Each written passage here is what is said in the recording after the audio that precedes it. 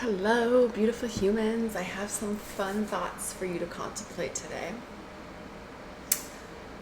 about the ever changing, ever expanding life that we are living and how nothing is ever truly as it once was.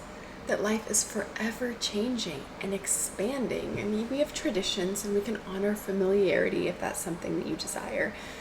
Often, what we desire deep down is new and exciting experiences.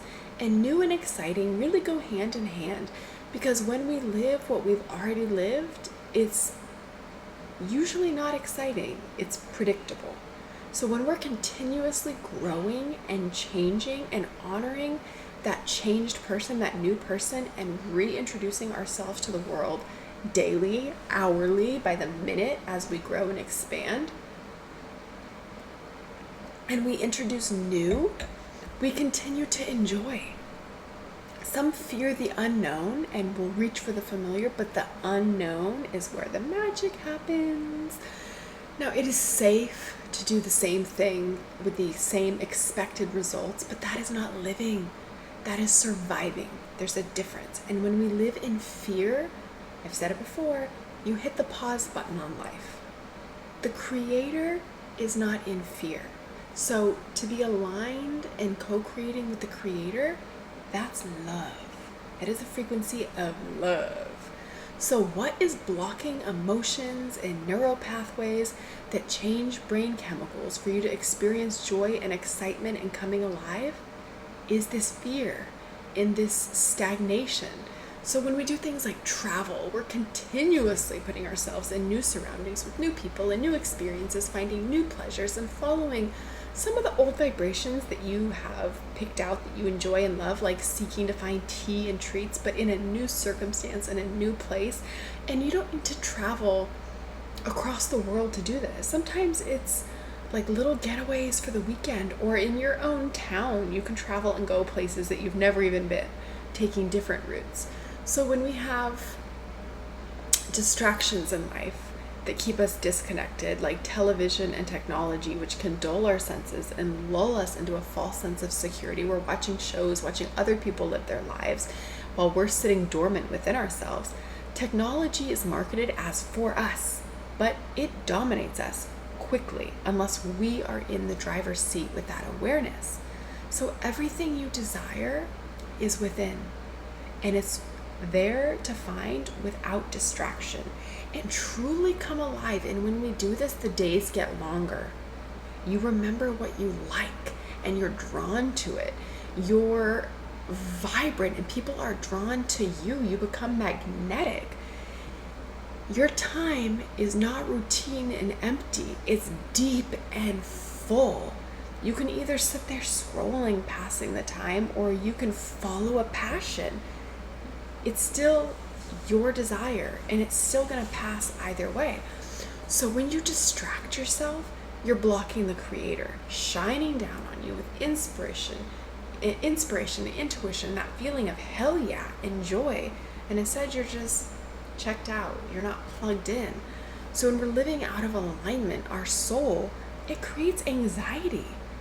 When we come alive and we plug in and we continuously follow what feels good, and we find meditation, we find micro moments, we find excitement and peace, it's what happens. And then we realize, oh, we're disconnected again. And then we meditate and connect and then continue. You shorten that response time in the unconscious. So removal of the frequencies which do not serve you, which you do not want to attract, by cleaning and clearing your vibrational offering to the world, your mood, your subconscious beliefs. It is the highest good for any moment. It is nourishing your temple and connecting to source, connecting to God. At the same time, everything looks and feels better when you're completing this intentional connection. Everything eventually becomes flow. And when you're monitoring your reality and auditing your thoughts and beliefs and cleansing and clearing that which does not serve you and cleansing your reflection to the world, which is then reflected to you, you reach a point that this is your intention and your focused goal. It might not be, and that's okay. But if it is, you'll reach a point where almost the first time ever in the majority of your life, You will realize that your conditioning has been scrubbed and pulled at the root in a fair amount of areas that are not yours and do not serve you. And one big, massive example many of us reach is when we stop going against ourselves by saying yes when we really mean no.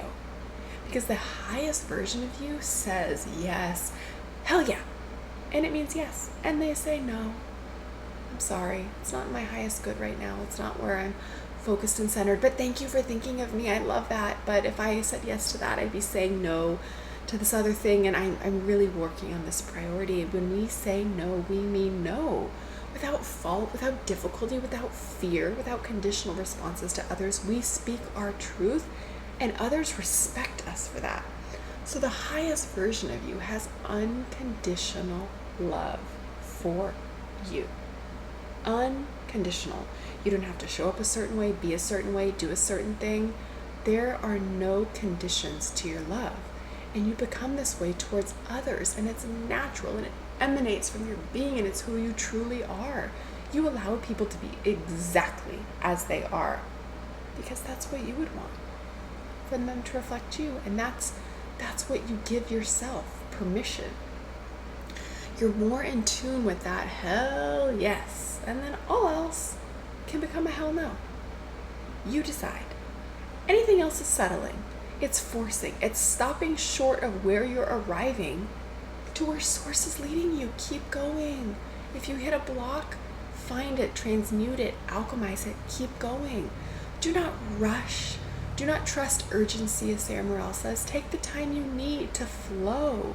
And where the flow leads, let it take you. There's no such thing as time. Yes, we have clock time for convenience, but you have time, and we always get it done, and you can't get it wrong. Just flow and enjoy, and you'll get where you desire if you continue to practice keeping your focus where you intend.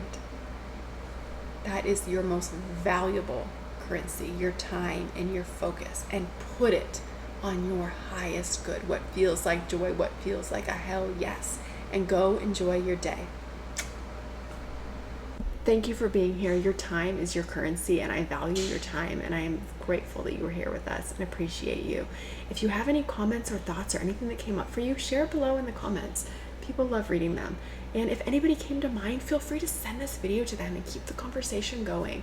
It is not an accident if somebody comes to mind. So follow your intuition, follow your guidance, follow your inspiration, and thank you for sharing this conversation and keeping it going. Have a beautiful day.